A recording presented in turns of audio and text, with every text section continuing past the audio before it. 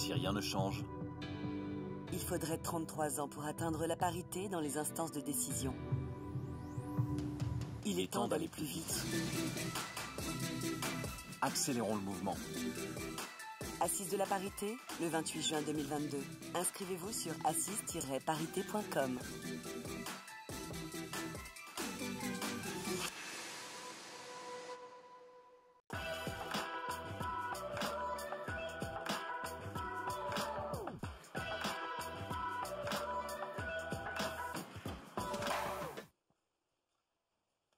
Bonjour, je suis Martine Esquirou, je suis la coordinatrice des assises de la parité pour le réseau IWF qui organise ces assises avec l'agence EPOCA pour la 3e fois et nous sommes tous très heureux de pouvoir vous accueillir. Je suis surtout très heureuse d'accueillir pour cette table ronde d'éminentes personnalités que je vous présenterai au fur et à mesure du débat sur un sujet très particulier, très vaste aussi.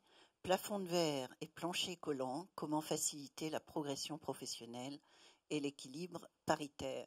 Alors plafond de verre, tout le monde voit à peu près ce que c'est-à-dire comment c'est toutes les conditions qui limitent la progression dans les entreprises, la progression de carrière. Plancher collant, pas forcément, mais c'est en gros synonyme aujourd'hui de temps partiel et de bas salaire. Pour en parler avec moi, je reçois 2 grands groupes, SOR et Safran, un grand média qui est Énergie, une association, le Cercle Montesquieu, une association de juristes, un start-upper, Quentin, qui est plus que start-upper aujourd'hui, puisque son entreprise a déjà 6 ans, et monsieur Arnaud Muret de l'OPCO-EP, que je vous présenterai de façon un peu plus détaillée par la suite. Alors, à propos de plafond de verre, de plancher collant, je me suis dit comment on peut objectiver ça. Je suis allée voir les chiffres de l'INSEE, ce qui nous permet de savoir à peu près de quoi nous parlons. Le salaire mensuel net des femmes en France, équivalent temps plein, selon l'INSEE, est de 16,8% inférieur à celui des hommes. Comme elles sont beaucoup plus nombreuses que les hommes à temps partiel, la différence est estimée en réalité à 25%. 43% des femmes aujourd'hui sont dans les emplois cadres en 2020 et on a quand même doublé depuis 1980. C'est-à-dire en 40 ans, le nombre de cadres femmes a doublé. En 2020, 68% des femmes et 75% des hommes de 15 à 64 ans occupaient un emploi. Donc pour les femmes, il s'agit de 2 femmes sur 3. À l'arrivée des enfants, évidemment, les femmes sont toujours plus nombreuses que les hommes à interrompre leur activité ou à choisir un temps partiel. En 2020, elles sont 3 fois plus souvent à temps partiel que les hommes. Elles étaient en 2008 5 fois plus souvent à temps partiel. Je vais terminer simplement par quelques chiffres qui sont, à mes yeux, relativement inquiétants. Entre 2006 et 2018, donc en 12 ans, le nombre de mères à la tête de familles monoparentales a augmenté de 24%. Parmi elles, 1 sur 3 vit sous le seuil de pauvreté. Enfin, elles partent en moyenne à la retraite 1 an plus tard que les hommes, évidemment en raison de carrières plus courtes et moins bien rémunérées. Voilà, je voulais juste vous dresser un petit tableau à la fois des femmes cadres dont nous allons parler pour le plafond de verre, mais aussi des femmes dans des positions plus précaires dont nous allons parler à propos de plancher collant. J'ai décidé de façon un peu arbitraire d'appareiller 2 par 2 les intervenants de ce débat pour rendre les choses un petit peu plus fluides et plus cohérentes. Nous allons donc démarrer par Patrick Bléton, qui est CEO de la SOR. Alors la SOR aujourd'hui, c'est d'abord un gestionnaire de l'eau, d'ingénierie, de construction d'ouvrages, du traitement de l'eau. Il emploie 12 000 employés pour un chiffre d'affaires de 1,7 milliard. Je donnerai ensuite la parole à Madame Karine Stamans, qui est secrétaire générale de Safran, qui est une des 3 femmes du COMEX qui compte quand même 18 personnes, donc 3 sur 18. Nous avons un petit effort à faire encore. Safran, cependant, est un groupe d'ingénierie. Je dis cependant parce qu'ils ont quand même, parmi les métiers, ce sont des métiers supposés masculins. C'est un groupe industriel de technologie dans l'aéronautique, l'espace et la défense qui emploie près de 77 000 salariés pour un chiffre d'affaires de 15 milliards de chiffre d'affaires. Je démarre par ces deux grands groupes parce qu'évidemment la question du plafond de verre se pose de façon plus cruciale dans les grands groupes que dans les petites entreprises. Et Monsieur Bléton m'a dit quelque chose qui m'a beaucoup touchée. Il m'a dit, de toute façon, ça part de la tête. Si ce n'est pas un sujet stratégique, si ce n'est pas porté par le président ou par le directeur général, ça ne fonctionne pas. Donc, qu'est-ce que vous pouvez nous dire, Monsieur Bléton, qu'est-ce qu'aujourd'hui la SOR a mis en place pour favoriser cette égalité des chances entre les hommes et les femmes?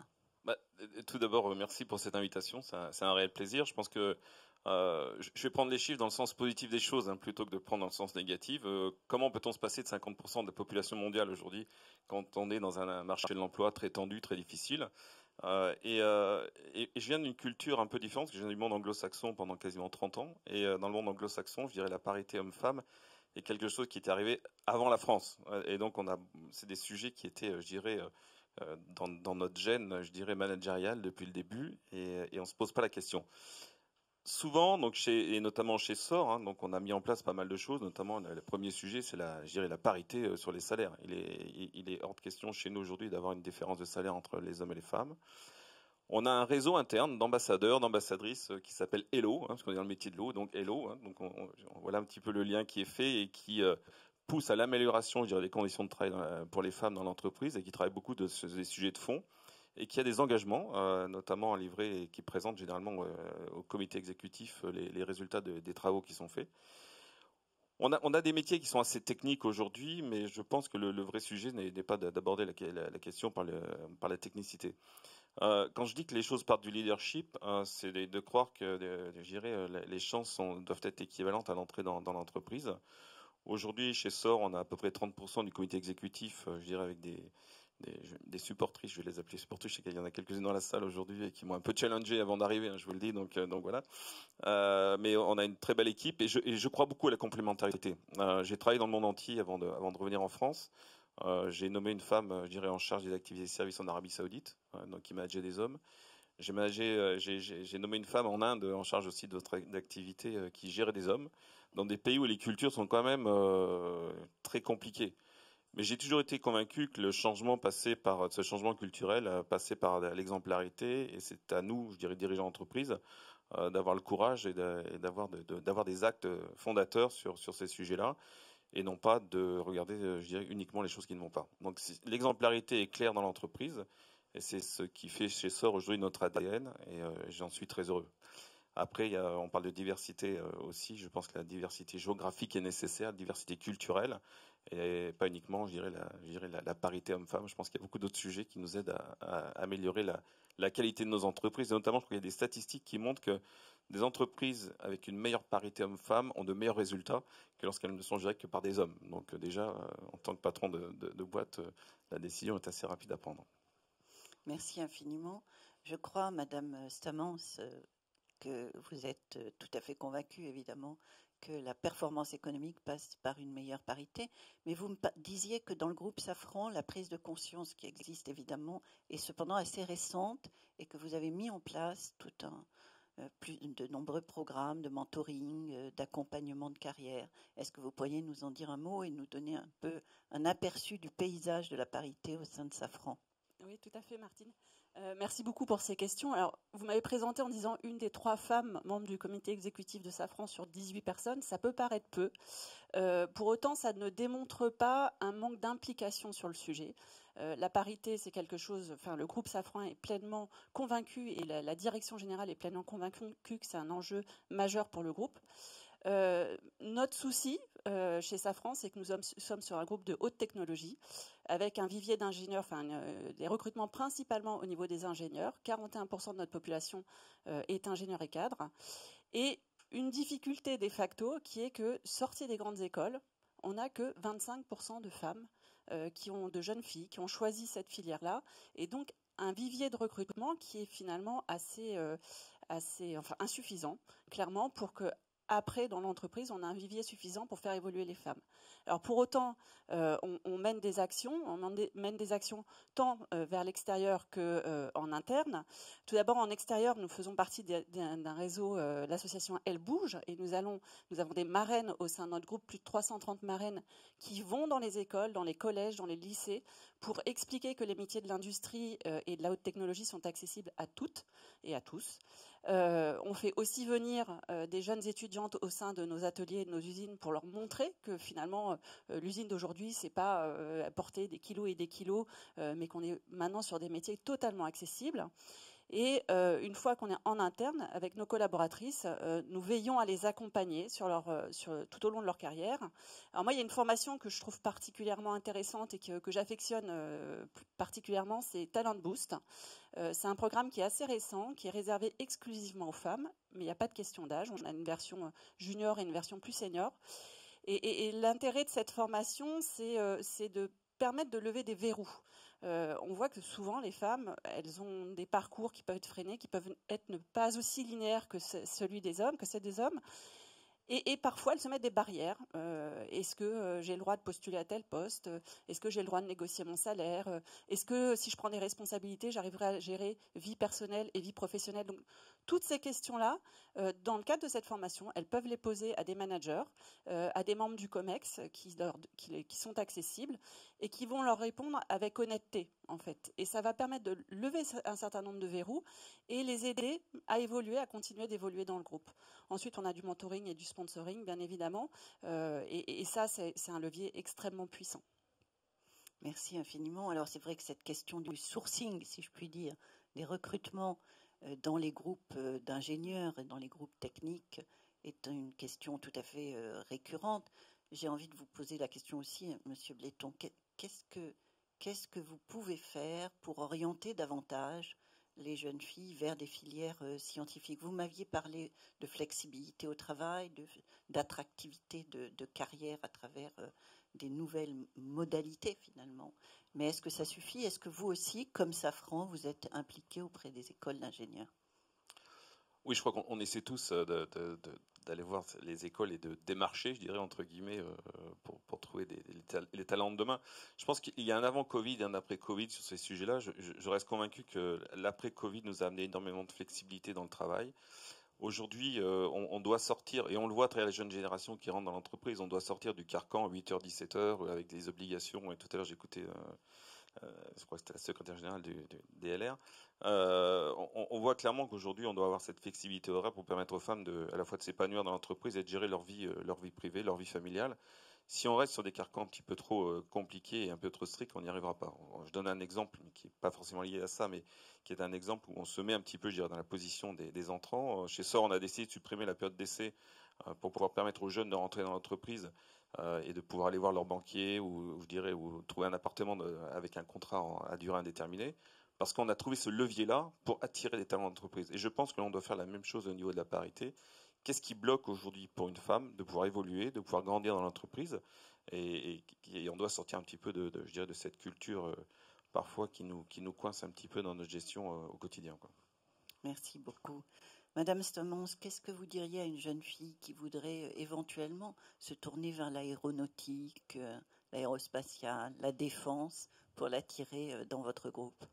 Alors déjà, c'est des métiers qui sont absolument passionnants. Enfin, c'est des métiers de haute technologie.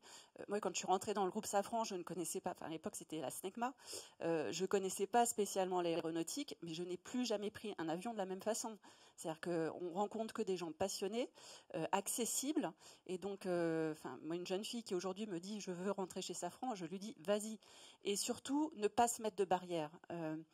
C'est vraiment dommage de voir que aujourd'hui, on a eu la réforme du bac avec la suppression des maths obligatoires dans le tronc commun. C'est désastreux parce que maintenant, les jeunes filles fin de seconde se disent « ah, maths spécialisées en première, je ne vais pas prendre maths ». Parce que c'est pour des spécialistes, c'est pour les garçons, c'est des filières de garçons. Et derrière, ça amène dans les écoles d'ingénieurs au même problème. Donc, les jeunes filles, je leur dis « mais enlevez ces barrières, oubliez tout ça, faites ce que vous avez envie de faire, rêvez grand, pensez grand. Et donc, du coup, Safran est tout à fait le bon candidat pour rêver grand et faire grand. Merci infiniment. Mariam Salehi, bonjour. Merci d'avoir accepté de venir dialoguer avec nous et avec de grands groupes. Vous êtes directrice générale déléguée du groupe Énergie, qui aujourd'hui est dans 17 pays, qui compte 4 grandes marques de radio, 2 de télévision. Et vous me disiez, finalement chez nous, c'est pas un problème la parité, c'est naturel, c'est native, comme diraient les Anglais. En revanche, la question de la représentativité des femmes, des expertes sur les antennes, peut-être encore se poser. D'abord, merci beaucoup pour votre invitation. Quand j'ai dit que c'est vrai que ces sujets étaient naturels chez nous, et c'est pour rebondir pour vos premiers propos où vous avez dit que finalement l'exemple venait d'en haut et de la tête. Et c'est vrai qu'au sein du groupe Énergie, l'impulsion a toujours été donnée par le président fondateur du groupe, qui est Jean-Paul Baudecroux, pour qui le sujet du sexe, des origines, etc., n'en est pas un. Et très, très modestement, je suis un exemple vivant. Voilà, je m'appelle Mariam Salehi, je suis d'origine iranienne. Je suis vice-président du conseil d'administration. Et au conseil d'administration, nous sommes 7 personnes avec 4 femmes. Donc, on est près de 60% de femmes au conseil d'administration. Sur le comité d'exécution, le comité de suivi, par exemple, nous sommes 40% de femmes. Il y a 46% de cadres. Et c'est vrai que pour échanger tout à l'heure, et on a une de nos journalistes qui est notamment dans la salle, disait finalement ces sujets n'en sont pas parce que véritablement nous, la chance, il y a une vraie égalité de chance et tout le monde peut accéder aux plus hautes fonctions à condition d'être impliqué, d'aimer ce que l'on fait et ce que l'on sait faire et de le faire très bien. Et j'allais dire toutes les portes vous sont ouvertes. Pour autant, on a également des politiques au sein de l'entreprise. On s'assure d'une égalité au moment des recrutements, un égal accès aux promotions et aux formations, une attention notamment sur les salaires, sur l'attribution des rémunérations. Donc, dans le cadre des accords que nous avons, égalité hommes-femmes, qui sont en vigueur au sein du groupe, bien évidemment, tous ces points-là sont des points d'intention.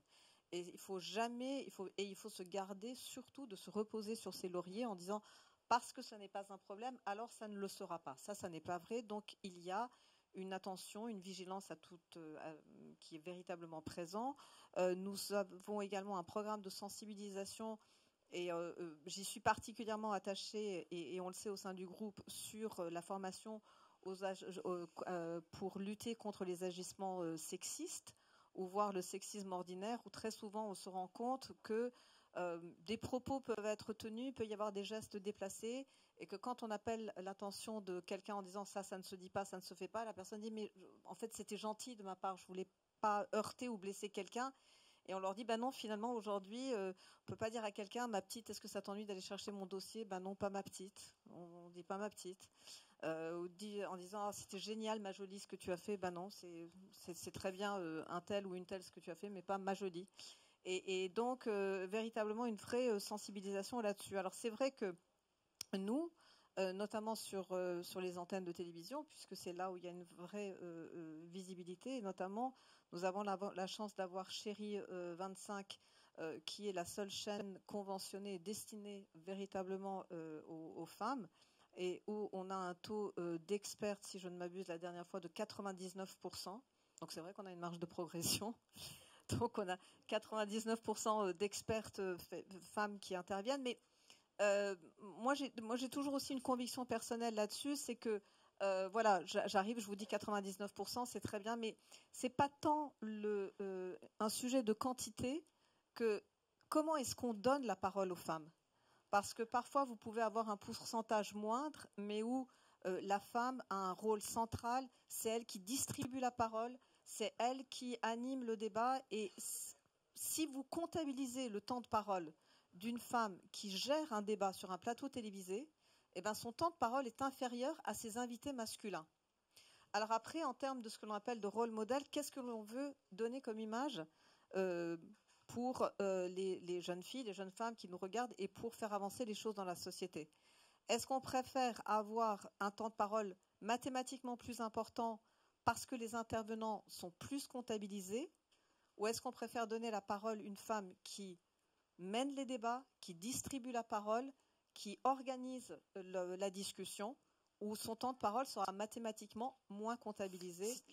Moi, mon opinion est toute faite, la vôtre est importante. C'est ce que vous me disiez. Peu importe si mathématiquement il y a autant d'expertes que d'experts, si on fait appel à des experts pour parler de cuisine et aux experts pour parler d'aéronautique, on n'y sera pas complètement. Et j'avais bien aimé cette image-là. Merci beaucoup. Oui, je fais une petite précision. C'est vrai que ce qui est très important, et on voit véritablement que ça bouge dans les médias parce qu'il y a eu une prise de conscience, c'est qu'avant, caricaturalement, lorsqu'il s'agissait d'un débat sur la cantine scolaire, on invitait une femme experte pour vous parler de l'alimentation des enfants, et quand on était sur des sujets d'aérospatial et aéronautique, c'était des hommes. Et ça, véritablement, c'est quelque chose qui a tendance à bien s'inverser.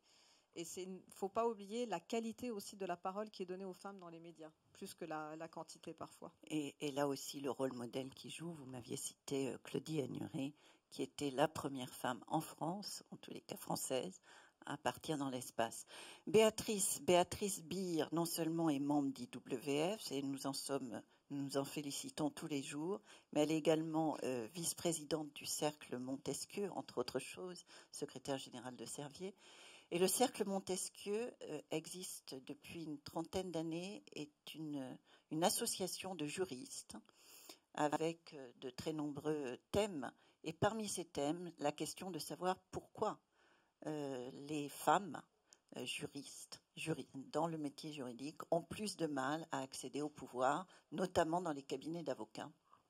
Tout à fait, merci beaucoup Martine, et je suis ravie d'être avec vous aujourd'hui. Donc le Cercle Montesquieu, tu l'as rappelé, donc est une association qui réunit 450 directeurs, directrices juridiques, secrétaires généraux d'entreprises, de grandes et plus petites entreprises. Il a été précurseur un peu dans cette réflexion autour de la parité dans les métiers du droit.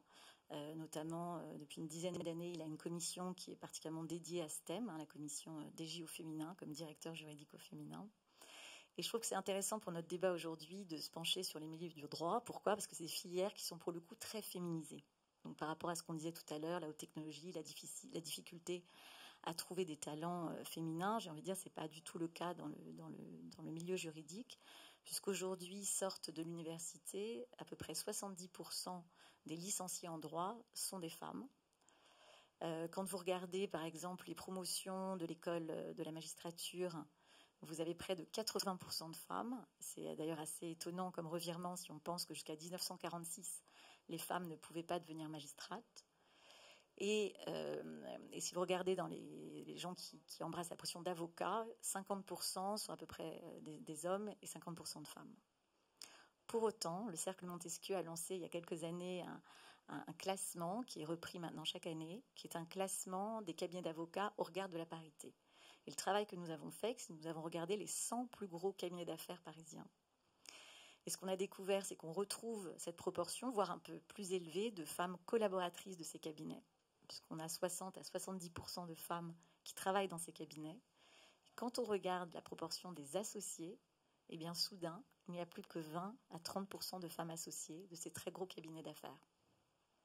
Et je recoupe cette information avec celle du barreau de Paris, qui en 2019 a fait état du fait que les femmes avocates au sein du barreau de Paris gagnaient 50% de moins que leurs confrères masculins. 50%, tu es sûre ? Oui, c'est ce que j'ai lu. Donc, vous vous retrouvez finalement dans une situation où vous avez de nombreuses femmes, et pour autant, c'est là où on se confronte au plafond de verre. On voit que quand il s'agit de pouvoir et de rémunération élevée, eh bien, les femmes ne sont pas présentes. Et je pense que par rapport à ce qu'on se dit là, je pense que ça interroge. Il y a des moyens de changer ça, selon toi ? Bah, écoute, on espère. On est là pour ça aujourd'hui. Alors nous, on travaille bien sûr dans notre commission autour de cette thématique. Je pense qu'avec les années, ce dont je suis convaincue, c'est que le plus important sans doute est une prise de conscience.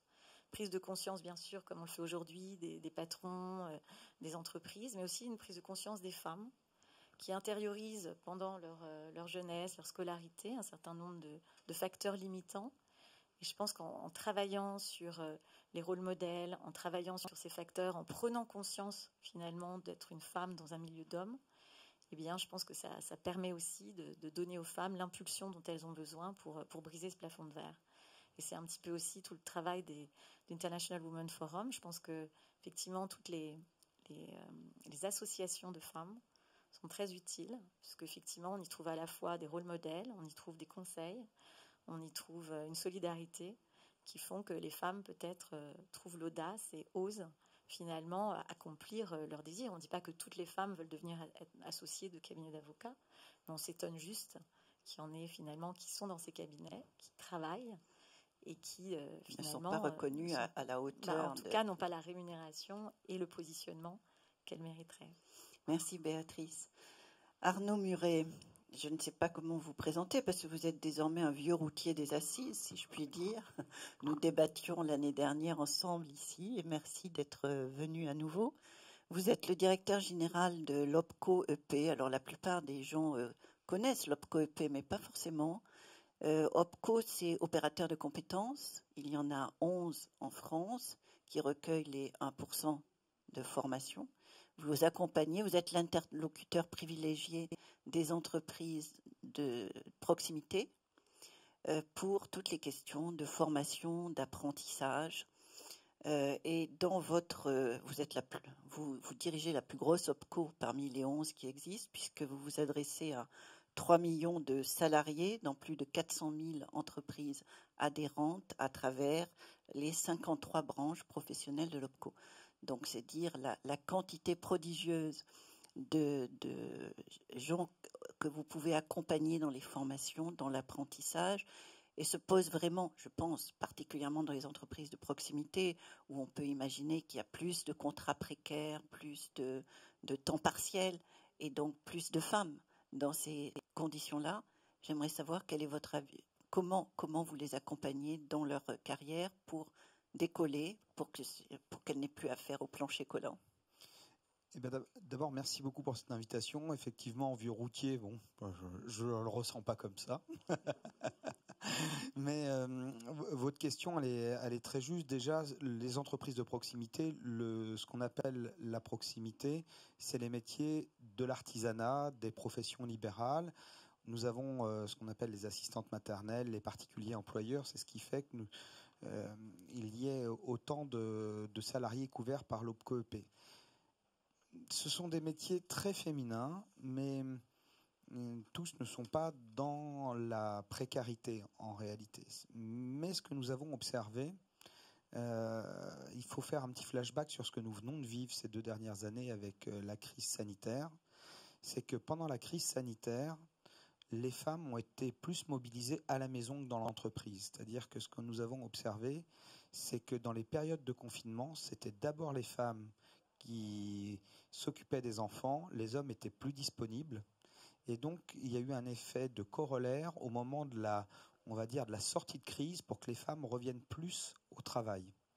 Donc, il y a un mouvement qui était assez intéressant, c'est-à-dire que l'OPCO EP est très sensible, et quand je dis l'OPCO EP, c'est l'ensemble des collaborateurs. On a une vraie vigilance sur les relations hommes-femmes, et donc et on a tous constaté de près ou de loin ce phénomène pendant la crise sanitaire. Vous rejoignez donc Monsieur Bléton qui dit il y a un avant et un après Covid. Complètement. On devrait être plus flexible au travail et plus attentif à la vie perso et à la vie pro, c'est ça? Complètement. Je partageais le diagnostic à 100%, et je pense que c'est un phénomène sociétal qui s'est inscrit à ce moment-là. Et donc cette bascule, d'ailleurs... Mais avantages ou désavantages?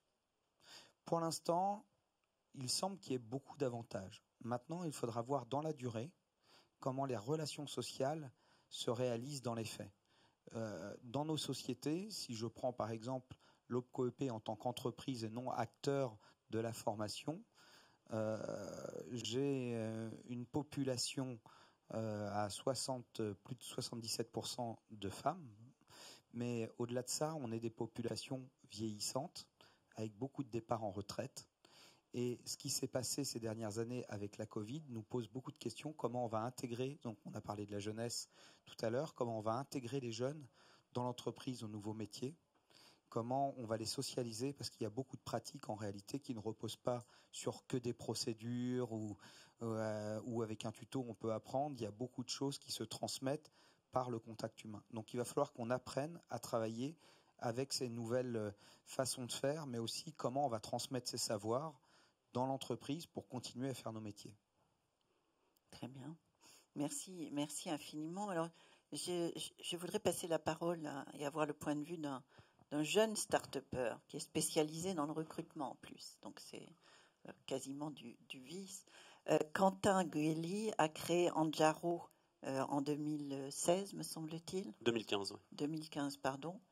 C'est une plateforme digitale de staffing qui permet aux organisations de trouver en urgence du personnel disponible en cas de variation d'activité, d'absentéisme, de turnover. Alors c'est vrai dans la santé, c'est vrai dans l'éducation, c'est peut-être moins vrai dans les métiers d'ingénierie comme ceux de Safran et de l'Assor. Mais vous qui dirigez une entreprise aujourd'hui de 70 salariés, est-ce que vous pouvez nous donner votre point de vue à la fois en interne sur la façon dont vous vous adaptez à ce nouveau marché finalement, et en tant que prestataire de services auprès de grands organismes, qu'est-ce que la Covid a changé et est-ce que la parité y a gagné ou y a perdu? Alors, nous, on est un éditeur de logiciels, hein, c'est-à-dire qu'on ne va pas vendre de façon transactionnelle du personnel, on va aider nos clients à gérer le personnel sur des demandes de personnel urgentes, et avec une conviction, et c'est important dans la suite de la réponse, qui est à la naissance d'Anjaro très sociétale, plutôt sur un côté anti-précarité, du travail court, ce genre de choses. Donc on a une culture qui, par définition, est assez progressiste, qui est tournée vers voilà, une avancée sociétale. Et derrière, le management s'est constitué autour de ces valeurs. Et donc, pour revenir sur la question de la parité, pour moi, il a un rôle clé et peut-être plus facile que dans les grandes organisations à infuser les enjeux de parité au sein de l'organisation. Moi, je considère qu'en tant que jeune organisation, start-up pour reprendre le mot, qui a l'avantage d'avoir les médias derrière soi, parce qu'on est dans une société en plus où les start-up sont regardées, prises en exemple, on a un vrai rôle. Je considère qu'en tant que dirigeant d'entreprise, on a un rôle d'être en avance sur le reste de la société, justement, sur ces questions-là. Pourquoi? Tout simplement pour influencer les autres, peut-être même pour mettre la pression aux autres, et pour derrière être suivi par le reste de la société. Un excellent exemple, c'est par exemple le Parental Act, dont je ne suis pas à l'origine, mais on a fait partie des 100 premiers signataires. Le Parental Act, vous savez, c'est cet acte qui avait été signé, cette charte où 100 entreprises innovantes s'engageaient à passer le congé paternité à 1 mois, et c'était à peu près 1 an avant que le gouvernement passe à l'action, l'Assemblée passe à l'action et vote la loi. C'est un exemple très précis justement de ce que ces jeunes sociétés, encore une fois très médiatisées, peuvent faire pour faire avancer les choses de manière beaucoup plus rapide. Donc l'exemple viendrait d'engagements sociétaux finalement qui serviraient de lobby politique. Est-ce qu'on peut parler de lobby politique? En tout cas, c'est pas comme ça que je vois les choses. Je crois juste que personnellement, en tant que dirigeant, et je crois que chaque dirigeant devrait comprendre ça, on a un rôle business fort, mais on a aussi une opportunité à l'échelle de notre organisation, et sans doute un petit peu au-delà, d'avoir un impact social positif. Et le dirigeant, vraiment, j'entends trop de dirigeants qui ont tendance à subir en disant il n'y a pas assez de femmes sur tel type de poste, c'est pour ça que mon COMEX n'est pas paritaire, qui va, entre guillemets, subir un petit peu les choses de manière un petit peu facile. Pour moi, peut-être qu'il ne met pas assez justement l'impulsion sur ces sujets-là. Et c'est dommage parce que ces sujets, ces impulsions, elles vont s'infuser dans les organisations autour. Je vais vous donner un exemple super précis qui est la fierté pour moi de l'année 2021 chez Anjaro. L'année dernière, on a une vague de recrutement, on a beaucoup grossi, je crois qu'on a embauché 33 personnes. Parmi ces nombreux process de recrutement, on a eu 2 femmes enceintes et on a su pendant ces process de recrutement que ces jeunes femmes allaient avoir un congé maternité juste en suivant leur embauche ou même peut-être juste avant leur arrivée. Et la réaction, pour être très clair, passez-moi l'expression, c'était on s'en fout. On s'en fout, on y va quand même, ça ne change rien, c'est même pire que ça, c'est qu'on ne doit pas se poser la question chez Anjaro. On ne doit pas. Et ça a été un réflexe managérial chez nous, parce que la culture, on a du bol, elle est comme ça.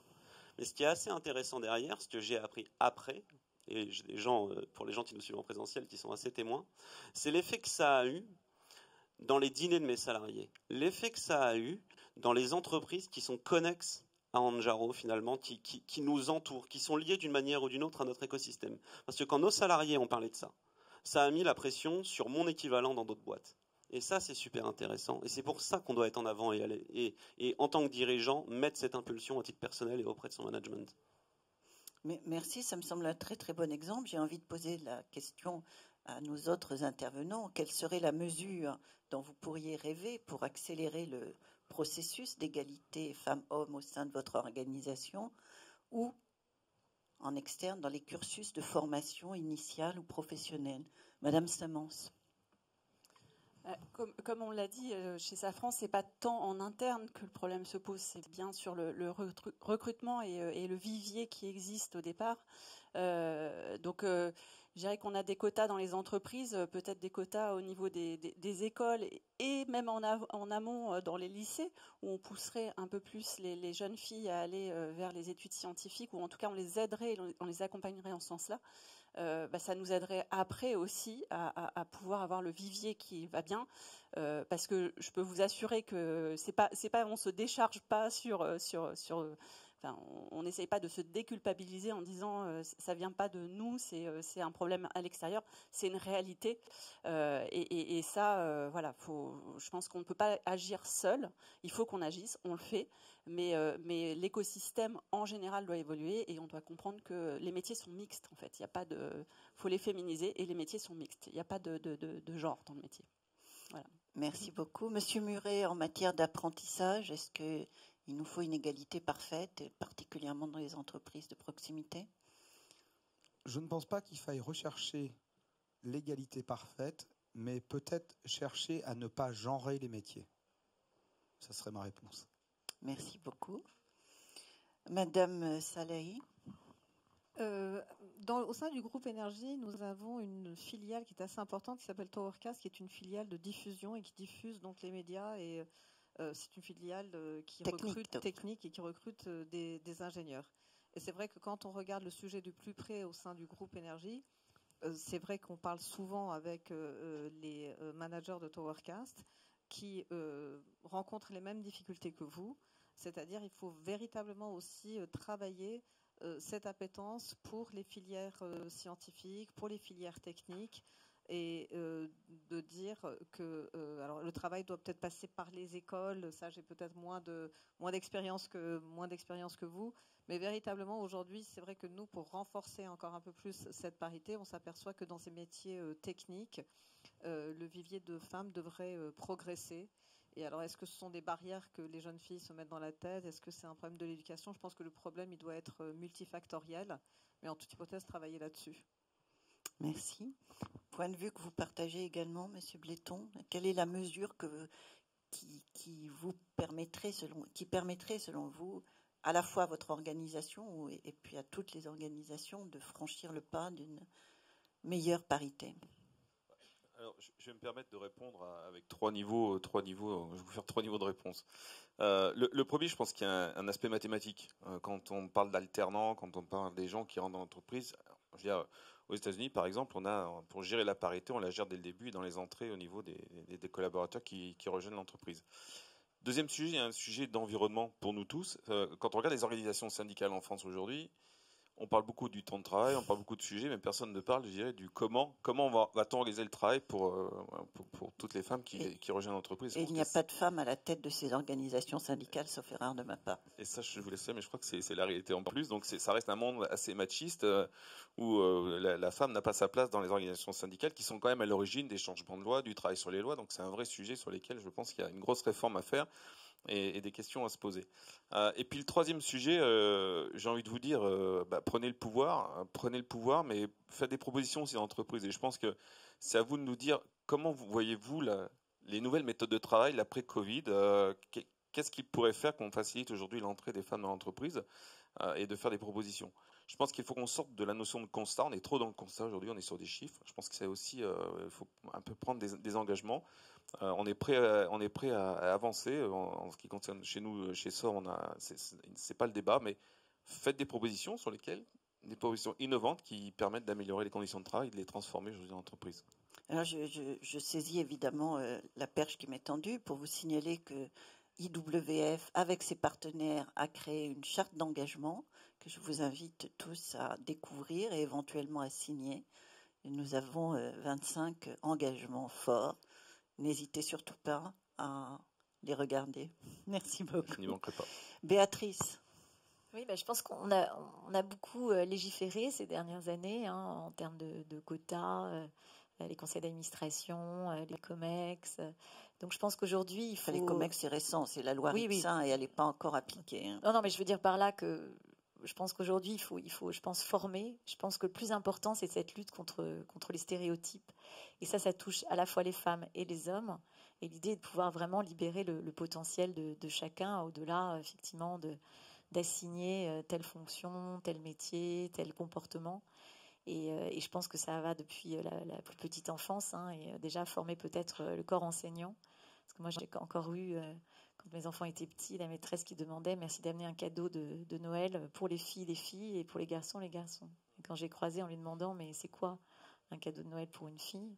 Elle était toute embarrassée. Mais plutôt que de dire ça aux enfants qui doivent déjà commencer à réfléchir et à s'assigner des goûts en termes de jouets, j'ai trouvé que c'était un problème vraiment de prise de conscience, là encore, et de stéréotypes. Mais je laisse la parole. Quentin, une question piège pour terminer, parce que vous représentez les startups finalement ici. Pourquoi sont-elles moins nombreuses parmi les créations de startups? Pourquoi les femmes sont moins nombreuses? Et surtout, pourquoi elles ont moins facilement accès aux levées de fonds que les hommes? Est-ce que vous avez une explication? Est-ce que vous avez une suggestion?